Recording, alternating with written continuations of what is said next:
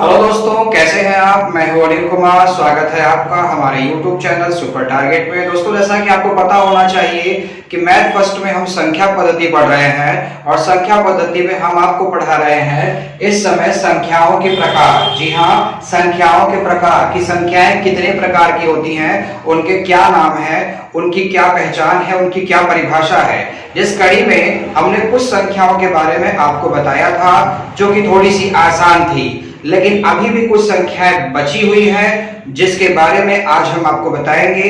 ये ऐसी संख्याएं हैं जिनके बारे में बच्चों के दिमाग में हमेशा कंफ्यूजन बना रहता है। तो दोस्तों, देर न करते हुए उन संख्याओं के बारे में डिटेल। दोस्तों, आज की पहली संख्या है भाज्य संख्या। जी हाँ, फिर से बताना चाहूंगा, आज की पहली संख्या है भाज्य संख्या, जिसे अंग्रेजी में कहा जाता है कंपोजिट नंबर। अंग्रेजी में कहा जाता है कंपोजिट नंबर। क्या होता है भाज्य संख्या, कैसे इसे परिभाषित करते हैं, क्या है इसके उदाहरण, बताना चाहूंगा। नाम से ही स्पष्ट है, भाज्य। भाज्य मतलब भजने वाली संख्या, मतलब विभाजित होने वाली संख्याएं। ऐसी संख्याएं जो एक और स्वयं के अलावा, मैं बताना चाहूंगा, दुनिया की हर संख्या एक और खुद से कट जाती है, तो मैं इसकी बात नहीं करूंगा। ऐसी संख्या जो एक और स्वयं के अलावा, उसकी बात छोड़ दीजिए, उसके अलावा अगर वो संख्या किसी दूसरी संख्या से भी कट जा रही है तो वो भजने वाली संख्या है, यानी वो भाज्य संख्या है। अगर आप लिख रहे हैं तो आइए स्क्रीन पर देखिए, हेडिंग लगा दीजिए, भाज्य संख्या। अंग्रेजी में कहते हैं कंपोजिट नंबर। परिभाषा है वे संख्याएं, मतलब ऐसी संख्याएं जो एक एवं स्वयं के अतिरिक्त, मतलब एक और खुद के अलावा किसी अन्य संख्या से भी विभाजित हो जाए, मतलब किसी दूसरी संख्या से भी कट जाए, तो उन संख्या को क्या कहते हैं, उसे हम भाज्य संख्या कहते हैं। तो परिभाषा आपको समझ में आ गया होगा कि अगर कोई संख्या किसी अन्य संख्या से कट जा रही है तो उसे हम क्या कहेंगे, भाज्य संख्या कहेंगे। सवाल इस बात का है कि पहला भाज्य संख्या, सबसे छोटा भाज्य संख्या कौन सा है। आइए उदाहरण की तरफ बढ़ते हैं। जैसे अगर आप कहते हैं कि पहला भाज्य संख्या 1 है तो गलत। क्यों? क्योंकि परिभाषा में क्या लिखा है कि जो एक और खुद से कटे, उसके अलावा किसी अन्य से भी कटना चाहिए, तो 1 को कोई और नहीं काट सकता, इसके लिए एक भाज्य संख्या नहीं होगा। तो क्या 2 होगा? अरे 2 को 1 काट देगा, 2 को स्वयं 2 काट देगा, लेकिन क्या 2 को कोई और काट सकता है? नहीं काट सकता, इसके लिए 2 भी भाज्य संख्या नहीं होगा। क्या 3 हो सकता है? 3 को 1 काट सकता है, 3 को स्वयं 3 काट सकता है, तो इसकी बात मत करिए। परिभाषा में क्या लिखा है कि एक एवं स्वयं के अतिरिक्त, मतलब एक और खुद को छोड़कर अगर वो किसी अन्य संख्या से कट जा रहा है तो उसे हम क्या कहेंगे, भाज्य संख्या कहेंगे। तो क्या 4 भाज्य संख्या हो सकता है? 4 को 1 काट सकता है, 4 को स्वयं 4 भी काट सकता है, लेकिन 4 को 2 भी काट सकता है, यानी कि 4 एक भाज्य संख्या होगा। जी हाँ दोस्तों, सबसे पहला और सबसे छोटा भाज्य संख्या कौन सा होगा? 4। 4 के बाद 5 नहीं होगा क्योंकि 5 को कोई और नहीं काट सकता। 6 हो सकता है क्योंकि 6 को कोई और भी काट सकता है। 7 नहीं होगा, 8 हो सकता है। क्या 9 भाज्य संख्या होगा? बताइए बताइए, क्या 9 भाज्य संख्या होगा? जी हाँ, 9 भाज्य संख्या होगा, क्योंकि 9 को 1 तो काटेगा ही, 9 को स्वयं 9 काटेगा ही, लेकिन 9 को 3 भी काट सकता है। एक एवं स्वयं के अलावा अगर कोई और संख्या उसे काट दे रही है तो उसे हम क्या कहेंगे, भाज्य संख्या कहेंगे। ध्यान रखिएगा, 9 हो जाएगा, 9 के बाद 10, फिर 12, फिर 14, 15 भी एक भाज्य संख्या होगी क्योंकि 15 को कोई और संख्या भी काट सकता है। 16 हो सकता है, 18 हो सकता है, 19 नहीं होगा, 20 हो सकता है, 21 भी हो सकता है, 22 भी हो सकता है, डॉट डॉट अनंत तक ये जाएगा। तो दोस्तों, भाज्य संख्या कहने का मतलब ऐसी संख्याएं जो एक और स्वयं के अलावा अगर किसी अन्य संख्या से कट जा रही है तो भाज्य संख्या होंगी। यानी कि सबसे पहली और सबसे छोटी भाज्य संख्या कौन सी होगी? 4 होगी। तो चलिए देखते हैं। संख्याओं के प्रकार के क्रम में दूसरी संख्या है अभाज्य संख्या, जिसे अंग्रेजी में कहा जाता है प्राइम नंबर। दोस्तों, भाज्य संख्या का विलोम अभाज्य संख्या होता है। यानी भाज्य संख्या का परिभाषा अगर आपको अच्छे से याद है तो उसी का अगर आप उल्टा परिभाषा बना लेंगे तो आपको अभाज्य की परिभाषा मिल जाएगी। यानी भाज्य संख्या में आप ये कह रहे थे कि ऐसी संख्या जो एक और स्वयं के अलावा अगर किसी और से कट जा रही है तो भाज्य संख्या है। तो बस उसी का उल्टा कर दीजिए कि ऐसी संख्याएं जो एक और खुद के अलावा किसी और से नहीं कट पाती, जी हाँ, किसी और से नहीं कट पाती, उसे हम अभाज्य संख्या कहते हैं। आइए स्क्रीन पर देख लिया जाए। अभाज्य संख्या प्राइम नंबर वे संख्या है, यानी ऐसी संख्या जो एक और स्वयं के अलावा किसी अन्य से विभाजित ना हो पाती हो। जी हाँ, ध्यान रखिएगा, अगर हो गई विभाजित तब तो भाज्य हो जाएगा। अभाज्य का मतलब किसी अन्य संख्या से विभाजित नहीं होनी चाहिए, वो अभाज्य संख्या कहलाता है। एक और परिभाषा इसका है ताकि आपको उदाहरण में कोई दिक्कत नहीं आएगा। परिभाषा ये है कि ऐसी संख्याएं जिसका केवल और केवल दो ही गुणनखंड हो सके, केवल और केवल दो ही गुणनखंड हो सके, न तो दो से ज्यादा गुणनखंड हो न ही दो से कम गुणनखंड हो, ऐसी संख्याओं को हम क्या कहते हैं? अभाज्य संख्या कहते हैं। जैसे में कुछ लोगों को दिमाग में ये चलता है कि सर जी एक भाज्य है कि अभाज्य है, दो भाज्य है कि अभाज्य है। कुछ लोग कहते हैं कि दो पहला अभाज्य संख्या है, कुछ लोग कहते हैं कि एक पहला अभाज्य संख्या है। आखिरकार सच क्या है बताना चाहूंगा। अगर आप कहते हैं कि एक अभाज्य संख्या है तो परिभाषा की तरफ जरा गौर करिए कि अभाज्य संख्या ऐसी अभाज्य संख्या होती है जिसका केवल और केवल दो गुणनखंड होना चाहिए। तो अगर एक का गुणनखंड अगर आप करेंगे तो एक रहेगा ही, इसके अलावा कोई और संख्या है इसके पास, यानी कि एक का दो गुणनखंड हो ही नहीं सकता, इसके लिए एक अभाज्य संख्या नहीं है। अगर दो की बात करें तो दो का गुणनखंड एक होगा और दो का गुणनखंड स्वयं दो भी होगा, यानी कि इसका केवल और केवल दो गुणनखंड हो सकता है। इसके लिए पहला अभाज्य संख्या क्या है? दो है। तो उदाहरण आप लिख सकते हैं कि सबसे पहला अभाज्य संख्या दो होगा। कल को अगर आपसे पूछा जाए कि सबसे छोटा अभाज्य संख्या बताइए तो आप एक मत बताइएगा, आप क्या बताएंगे? दो बताएंगे। दो के बाद तीन हो सकता है क्योंकि तीन को कोई और काट नहीं सकता। तीन के बाद क्या चार लोगे आप? बिल्कुल नहीं, क्योंकि चार को एक तो काटेगा, स्वयं तो काटेगा, लेकिन कोई और भी काट देगा उसको। चार जो है भाज्य में चला जाएगा। तो चार मत लीजिएगा, पांच ले सकते हैं। छह मत लीजिएगा, सात, आठ और नौ और 10 बिल्कुल नहीं, 11, 12 नहीं, 13, 14, 15, 16 नहीं, 17, 18 नहीं, 19, 20, 21, 22 मत लीजिएगा, 23 ले लीजिए, 24 नहीं, 25 नहीं, 26 नहीं, 27 मत लीजिएगा, 28 भी नहीं, 29। तो दोस्तों ये थी अभाज्य संख्या। अब संख्याओं के क्रम में तीसरी संख्या है सअभाज्य संख्या, जिसे अंग्रेजी में कहा जाता है को प्राइम नंबर। नाम से स्पष्ट है, सअभाज्य संख्या। स मतलब साथ में भी कोई ना कोई होगा, यानी यहाँ एक संख्या की बात नहीं होने वाली है, यहाँ पर कम से कम दो संख्याओं की बात होने वाली है।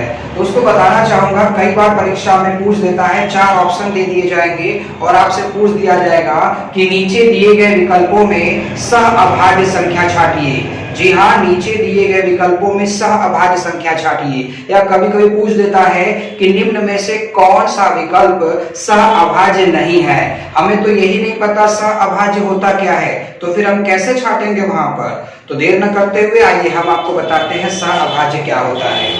हेडिंग लगा लीजिए, सअभाज्य संख्या अंग्रेजी में कहते हैं को प्राइम नंबर। परिभाषा है ऐसे संख्याओं का युग्म, युग्म मतलब जोड़ा, और जोड़े में कम से कम दो लोग होते हैं, एक लोग नहीं होते। ऐसे संख्याओं का जोड़ा जिसका मौसर एक आता हो। मौसर मतलब महत्तम समापवर्तक, जिसे आप HCF भी कहते हैं। यानी हमें कम से कम 2 संख्याओं का सेट दिया जाएगा और अगर इन 2 संख्याओं का मौसा सिर्फ और सिर्फ अगर 1 आएगा तो यह जोड़ा कैसी संख्या होगी? सहअभाज्य संख्या होगी। जैसे में अगर मैंने 1 ले लिया, 1 के साथ अगर आप 100 ले लिए, कोई भी नंबर आप ले लीजिए और अब इसका मौसा निकालिए, देखिए कितना आता है इसका मौसा। इसका मौसा 1 आएगा, यानी यह जोड़ा सहअभाज्य संख्या का जोड़ा है। लेकिन अगर 1 के अलावा अगर 2 के साथ अगर आपने 100 ले लिया, तब इसका मौसा 1 नहीं आएगा, इसका मौसा 2 आ जाएगा, यानी कि यह सहअभाज्य संख्या नहीं है। अब बच्चा यहाँ पे डाउट में हो जाता, सर जी आपको कैसे पता इसका मौसा 1 है, इसका मौसा 2 है? अरे दोस्त, आपको बस इतना सोचना है कि कोई 2 नंबर आपके सामने लिखा है, बस आप ये सोचो कि ऐसा कौन सा नंबर है जो इन दोनों को कॉमनली रूप से काट सकता है। तो जैसे यहाँ 1 और 100 है, इन दोनों को सिर्फ और सिर्फ 1 ही काट सकता है, लेकिन यहाँ 2 और 100 को 1 तो काट सकता है, 2 भी काट सकता है, तो इसके लिए सहअभाज्य नहीं है। क्योंकि परिभाषा में क्या लिखा है? ऐसी संख्याओं का जोड़ा जिसका मौसा 1 हो, यानी उस जोड़े को केवल और केवल कौन काटता हो? सिर्फ और सिर्फ 1 काटता हो, 1 के अलावा कोई न काटता हो, वही सहअभाज्य संख्या होगा। अब जैसे मैंने यहाँ पे 13 ले लिया और यहाँ पे 27 ले लिया, अब बताइए 13 और 27 को कॉमनली रूप से कौन काट सकता है? सिर्फ और सिर्फ 1 काट सकता है। आप कहेंगे 3 काटेगा सर जी, अरे 3 तो 27 को काटेगा, मैं तो कहता हूँ 9 भी काट देगा, लेकिन क्या 13 को काट पाएगा? कॉमनली रूप का मतलब इन दोनों को काटना चाहिए, तो इन दोनों का मौसा 1 आएगा, यानी यह एक सहअभाज्य संख्या है। अगर यहीं पे 27 के साथ हम 12 और 27 ले लें, तब इसका मौसा 1 नहीं आएगा, इन दोनों को कॉमनली रूप से 3 भी काट सकता है। तो दोस्तों बस आप इतना याद रखिए, संख्याओं का ऐसा जोड़ा जिसे कॉमनली रूप से सिर्फ और सिर्फ 1 काट सकता है, यानी जिसका मौसा 1 हो, उसे हम क्या कहते हैं? सहअभाज्य संख्या। उदाहरण के तौर पे अभी मैंने आपको बहुत सारे उदाहरण बताए, आप चाहे तो एक तो लिख भी सकते हैं। जैसे में आप अगर 15 लिखते हैं, 15 के साथ आप कोई और नंबर जोड़ लीजिए, जैसे आप 15 के साथ मान लीजिए 13 ले लिया आपने, तो यह भी सहअभाज्य संख्या है। जैसे में आपने 27 के साथ 25 आपने ले लिया, अब बताइए इन दोनों का मौसा 1 ही तो आएगा, इन्हें कोई और काट भी नहीं सकता। जैसे में आपने 100 के साथ कोई नंबर ले लिया 19, अब बताइए इसका मौसा 1 ही तो आएगा। ये कैसी संख्या है? ये सहअभाज्य संख्या है। लेकिन अगर मैंने अभी 31 के साथ 93 ले लिया, तो बताइए इसका मौसा कितना आएगा? 31 और 93 को कॉमनली रूप से 1 तो काटेगा ही, 31 भी काट देगा, इसके लिए यह सहअभाज्य नहीं है। 31 के साथ आप कोई और नंबर ले लीजिए, 32 ले लीजिए, देखिए सहअभाज्य हो जाएगा। तो दोस्तों मेरे हिसाब से आपको सहअभाज्य संख्या समझ में। संख्याओं के प्रकार के क्रम में चौथी संख्या है वास्तविक संख्या, जिसे अंग्रेजी में कहा जाता है रियल नंबर। क्या होता है वास्तविक संख्या? किसे कहते हैं रियल नंबर? क्या है इसकी परिभाषा, क्या है इसके उदाहरण? बहुत से कंफ्यूजन बनते हैं वास्तविक संख्याओं को लेकर, बहुत सारे बच्चे इस संख्या को लेकर कंफ्यूजन में रहते हैं। दोस्तों आज आपका कंफ्यूजन पूरी तरह से दूर कर दूंगा मैं। आइए देखते हैं वास्तविक संख्या क्या होता है। हेडिंग लगा लीजिए, वास्तविक संख्या जिसे अंग्रेजी में रियल नंबर कहते हैं। परिभाषा स्क्रीन पर लिखा हुआ है कि वे संख्याएं जिन्हें संख्या रेखा पर दर्शाया जाता है। आप ऐसे कह सकते हैं कि ऐसी संख्या जिन्हें संख्या रेखा पर दर्शाया जा सकता है या जिन्हें संख्या रेखा पर दर्शाया जा सके, उन संख्याओं को हम क्या कहते हैं? वास्तविक संख्या कहते हैं। दोस्तों आपके दिमाग पे अगर कंफ्यूजन बना हुआ है तो मैं आपको बता देना चाहता हूं, वास्तविक संख्या का ही एक और नाम है पूर्णांक, जिसे आप अंग्रेजी में इंटीजर कहते हैं। वास्तविक संख्या का ही एक और नाम है पूर्णांक, जिसे आप इंटीजर कहते हैं। जी हाँ, बहुत सारी किताबों में वास्तविक संख्या न लिखकर वहां पूर्णांक लिख देता है। बताना चाहूंगा वास्तविक संख्या ही पूर्णांक है, पूर्णांक ही वास्तविक संख्या है। एक बार परिभाषा फिर से पढ़ लीजिए, जिन संख्याओं को जिन संख्याओं को आप संख्या रेखा पर दर्शा सकते हैं, वो सारी की सारी संख्याएं क्या कहलाती हैं? वास्तविक संख्या कहलाती हैं, या पूर्णांक कहलाती हैं, या इंटीजर कहलाती हैं। एक बार मैं संख्या रेखा भी आपको बना के दिखा देता हूं। बचपन में आपने कक्षा 3, 4, 5 की किताबों में देखा होगा बना हुआ। इस तरह से संख्या रेखा बन गया, इसके मध्य में 0 होता है, इसके दाहिने साइड भी कुछ स्केल बना के डॉट लगे होते हैं, बाएं साइड भी डॉट लगे होते हैं। इसके दाहिने साइड में धनात्मक संख्याएं लिखी जाती हैं, इसके बाएं साइड में ऋणात्मक संख्याएं लिखी जाती हैं। दाहिने साइड में +1, +2, +3, +4, +5, +6 और आगे भी ऐसे ही चला जाएगा। बाएं साइड में -1, -2, -3, -4, -5, -6 और ऐसे ही आगे चला जाएगा। तो दोस्तों ये संख्या रेखा है। संख्या रेखा में शून्य के दाहिनी तरफ अगर आप जाएंगे तो ये धनात्मक संख्याओं का समूह है, जिसे हम धन पूर्णांक भी कहते हैं। जी हाँ, दाहिने साइड को हम क्या कहते हैं? धन पूर्णांक कहते हैं, पॉजिटिव इंटीजर कहते हैं। और बाएं साइड की संख्याओं के समूह को हम क्या कहते हैं? ऋण पूर्णांक कहते हैं, ऋण पूर्णांक कहते हैं। अब सवाल यह है, कौन कौन सी संख्याओं को आप संख्या रेखा पर दर्शा सकते हैं? क्या 7, जैसे एग्जाम्पल की तरह अगर बात करें, जैसे कौन कौन सी संख्याएं वास्तविक संख्याएं होती हैं, तो क्या 7 वास्तविक संख्या हो सकती है? क्या 7 को हम संख्या रेखा पर दर्शा सकते हैं? बिल्कुल दर्शा सकते हैं, 6 के बाद ही तो 7 होगा। क्या हम -9 को संख्या रेखा पर दर्शा सकते हैं? बिल्कुल दर्शा सकते हैं, 6 के बाद 7, फिर 8, फिर -9 ही तो आएगा। तो दोस्तों क्या हम 1/2 को संख्या रेखा पर दर्शा सकते हैं? बिल्कुल दर्शा सकते हैं। 1 में 2 का भाग देंगे 0.5 आएगा, यानी +1 और 0 के बीच में कहीं ना कहीं 0.5 है। यानी कोई भी संख्या अगर आप दिमाग में चल रहा है आपके, मैं कहता हूं करड़ी में 16 भी अगर आपके दिमाग में चल रहा है, तो क्या करड़ी में 16 इसमें नहीं है? करड़ी में 16 का मान निकालिए, 4 आएगा। 4 देखिए यहाँ पे संख्या रेखा पर दर्शाया गया है। मैं कहता हूँ करड़ी में 16 नहीं, करड़ी में 2 आप ले लीजिए। करड़ी में 2 का मान निकालेंगे तो 1.144 जो आ रहा है वो 1 के बाद ही तो होगा। यानी कि संख्या रेखा पर जिन जिन संख्याओं को आप दर्शा सकते हैं उन्हें हम क्या कहते हैं? वास्तविक संख्या कहते हैं, उन्हें पूर्णांक कहते हैं, उन्हें इंटीजर कहते हैं। तो दोस्तों संख्या रेखा पर दुनिया की सारी संख्याएं भी हम दर्शा सकते हैं। बहुत सारे बच्चे पूछते हैं कि सर शून्य पूर्णांक है कि नहीं है। दोस्तों बताना चाहूंगा, शून्य ना तो धन पूर्णांक है ना ही ऋण पूर्णांक है। शून्य सिर्फ एक पूर्णांक संख्या है। ध्यान रखिएगा, शून्य क्या है? एक पूर्णांक संख्या है, याद रखिएगा दोस्तों।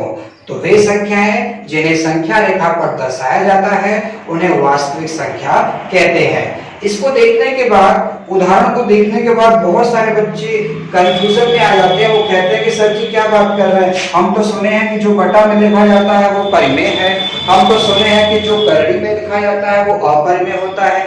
बिल्कुल सही सुना है आपने, लेकिन शायद पूरा नहीं सुना।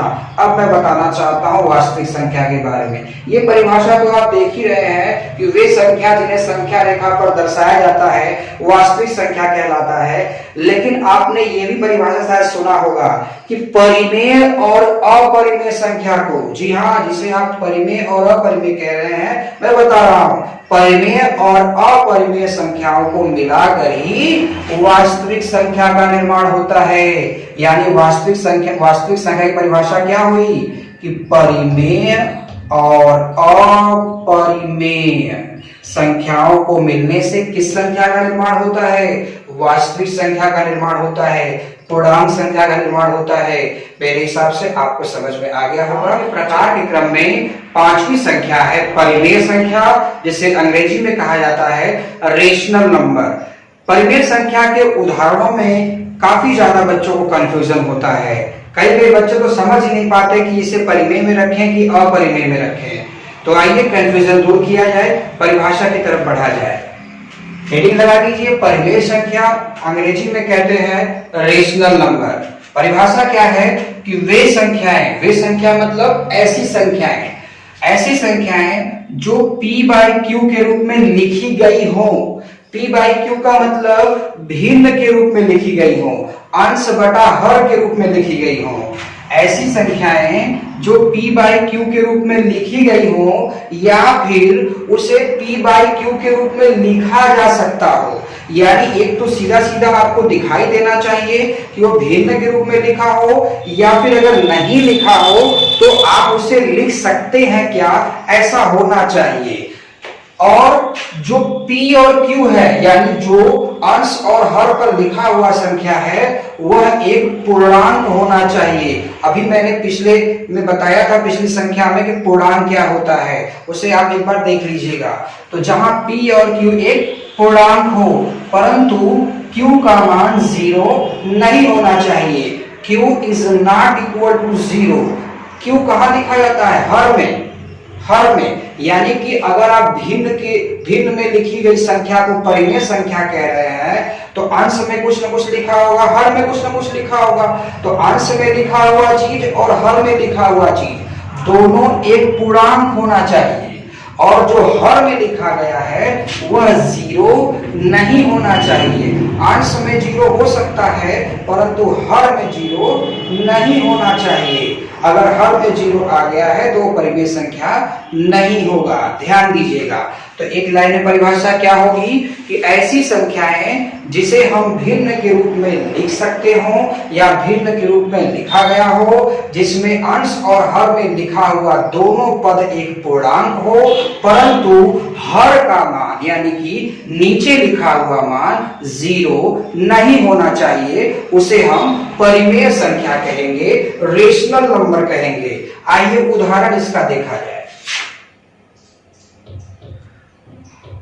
उदाहरण में आपने लिखा कि वो भिन्न के रूप में लिखी हो, यानी कि 2/7 भिन्न है, ये परिमेय हो सकता है। 9/14 भिन्न के रूप में लिखा है, यानी ये भी परिमेय हो सकता है। 15/13 ये भी भिन्न लिखा है, यानी ये भी परिमेय हो सकता है। क्या 19 एक परिमेय संख्या है? बिल्कुल है, क्योंकि अभी अभी आपने क्या कहा कि भिन्न के रूप में लिखा गया हो या उसे लिखा जा सकता हो। क्या 19 के नीचे हम 1 लिख सकते हैं? बिल्कुल लिख सकते हैं, यानी 19 भी एक परिमेय संख्या में आएगा। 27 भी लिख सकते हैं, मतलब कोई भी नंबर आप लिख सकते हैं, अगर उसके नीचे अगर 1 आ सकता है तो वह परिमेय संख्या होगा, ध्यान रहे। अगर मैं 15/0 लिख दूं तो क्या ये परिमेय संख्या होगा? बिल्कुल नहीं होगा, अगर परिभाषा में साफ साफ शब्दों में लिखा गया है। जबकि 0 देखिए पूर्णांक है, 0 एक पूर्णांक है, लेकिन परिमेय संख्या की खासियत क्या है कि ऐसी संख्या जो भिन्न के रूप में लिखा हो, परंतु हर में यानी नीचे 0 नहीं होना चाहिए। अगर आप 15 में 0 से भाग देंगे तो वैल्यू अपरिभाषित आएगी, इनफाइनाइट आएगी, अनंत आएगी। इसके लिए यह परिमेय संख्या नहीं है। हाँ, लेकिन अगर आप 0 ऊपर लिखा हो, नीचे 15 लिखा हो, तो ये परिमेय संख्या है, इसका वैल्यू 0 आ जाएगा। ध्यान रखें, क्योंकि आप 0 के नीचे 1 लिख सकते हैं, इसे हम P/Q के रूप में लिख सकते हैं। तो इतने सारे एग्जाम्पल परिमेय संख्या के हैं। इसके आगे कुछ बच्चों के दिमाग में ये कंफ्यूजन चलता है कि क्या सर जी करड़ी में लिखा हुआ मान परिमेय संख्या हो सकता है? क्या सर जी दशमलव में लिखा हुआ मान परिमेय संख्या हो सकता है?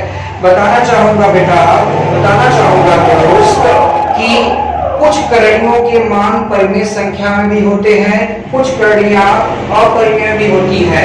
वही दशमलव के साथ भी होता है। कुछ दशमलव वाले वैल्यू परिमेय में होते हैं, तो कुछ दशमलव वाले वैल्यू अपरिमेय में होते हैं। पहले मैं करणी के बारे में बता देता हूँ कौन कौन से करणियां परिमेय में आएंगी।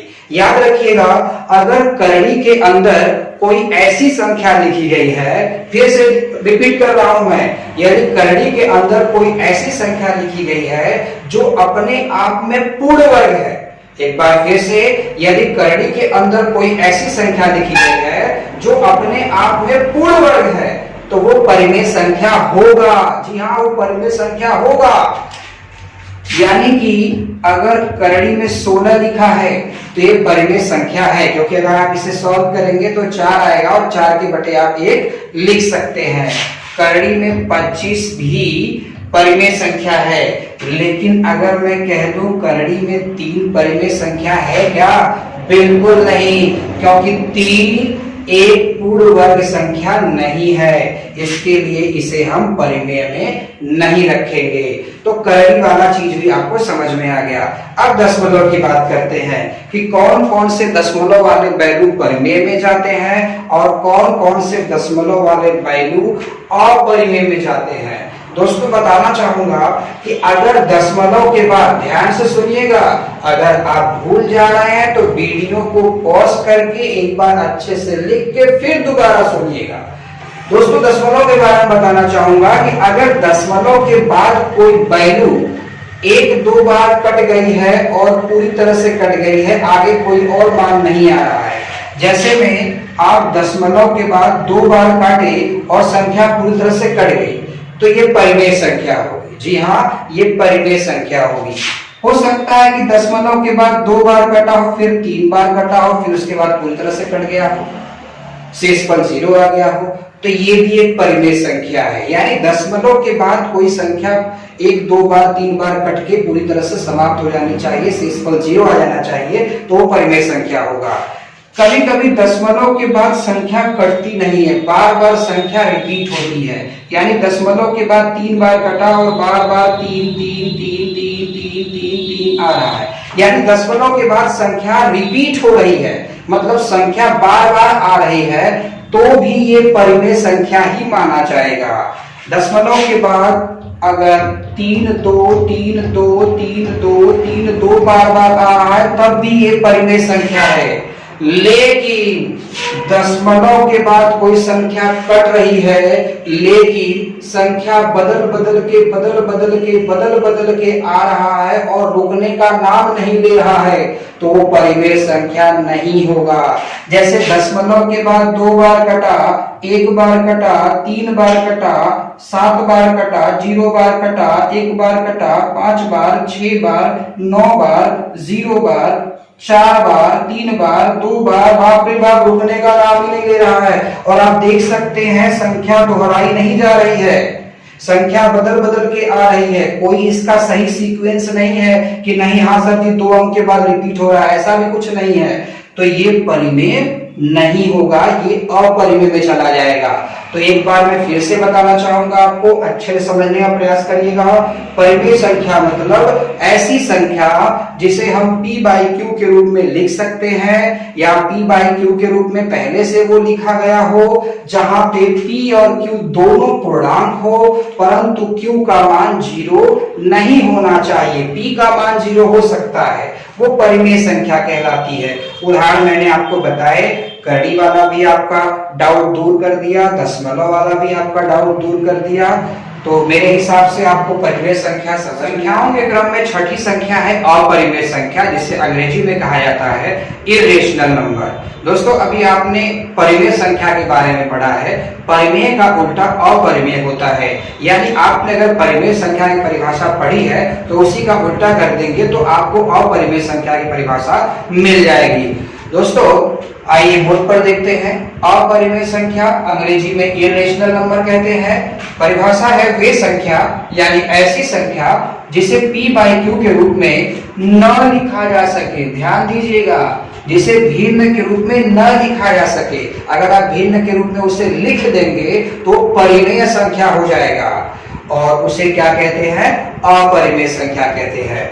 उदाहरण के रूप में अगर देखा जाए तो अगर कोई विद्यार्थी 13/12 लिख देता है तो ये क्या है, ये परिमेय संख्या है, ये अपरिमेय नहीं है, क्योंकि ये भिन्न के रूप में लिखा गया है। अगर कोई विद्यार्थी 18 लिख देता है तो ये भी परिमेय संख्या है, अपरिमेय नहीं है। अगर कोई विद्यार्थी करड़ी में 64 लिख देता है तो ये भी परिमेय हो गया। याद करिए, अभी भी मैंने परिभाषा आपको लिखाया था और बताया था कि करड़ी के अंदर अगर कोई संख्या लिखी गई है और वह एक पूर्ण वर्ग है या पूर्ण घन है तो वो परिमेय हो जाएगा। तो पूर्ण वर्ग है, इसके लिए परिमेय है, अपरिमेय नहीं है, ध्यान दीजिएगा। तो अपरिमेय में होगा कौन? दोस्तों करड़ी में 2 ले लीजिए, देखिए ये पूर्ण वर्ग नहीं है, यानी ये अपरिमेय संख्या है। करड़ी में 12 ले लीजिए, ये अपरिमेय संख्या है। करड़ी में 5/7 ले लीजिए। भिन्न के रूप में तो है जरूर, लेकिन जरा ऊपर देखिए करड़ी लगा है और करड़ी के अंदर जो मान लिखा है उसका वर्ग नहीं निकल सकता, पूर्ण वर्ग नहीं है वो, इसके लिए ये अपरिमेय संख्या है। ध्यान दीजिएगा, दशमलव वाली संख्याएं भी कुछ अपरिमेय में होती हैं, कुछ परिमेय में होती हैं। कौन कौन सी परिमेय में होती है दशमलव वाली संख्याएं, मैंने आपको बता दिया है। अपरिमेय वाली संख्याओं में क्या होता है कि दशमलव के बाद कोई नंबर लगातार बदल बदल के आता रहेगा और खत्म होने का नाम नहीं लेगा। दशमलव के बाद 3, 2, 1, 0, 5, 9, 8, 2, 4, 1, 0, 7, 9, 6, 2, 3, मतलब ऐसे ही लगातार चला जाएगा और रुकने का नाम नहीं लेगा। तो इस तरह की संख्याएं भी क्या है, अपरिमेय संख्याएं हैं। और दोस्तों भौतिक विज्ञान हो गया, रसायन विज्ञान हो गया, या फिर गणित के क्षेत्र के बहुत सारे संकेत होते हैं, वो सब के सब संकेत भी अपरिमेय संख्या में आते हैं। जैसे में पाई हो गया, पाई के नाम से तो आप वाकिफ होंगे, पाई अपरिमेय संख्या है, लेकिन पाई का मान जो 22/7 होता है, 3.14 होता है, यह परिमेय में जाता है।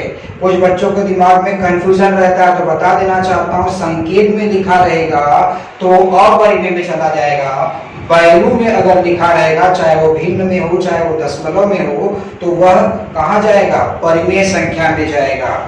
चाहे वो अनंत का चिन्ह हो, इनफाइनाइट का चिन्ह हो, चाहे वो साइन थीटा ही क्यों न हो, चाहे वो भौतिक विज्ञान का मृत्यु त्वरण स्मॉल जी क्यों न हो या कैपिटल जी क्यों न हो, ये सब के सब क्या होते हैं, अपरिमेय संख्याएं होती हैं।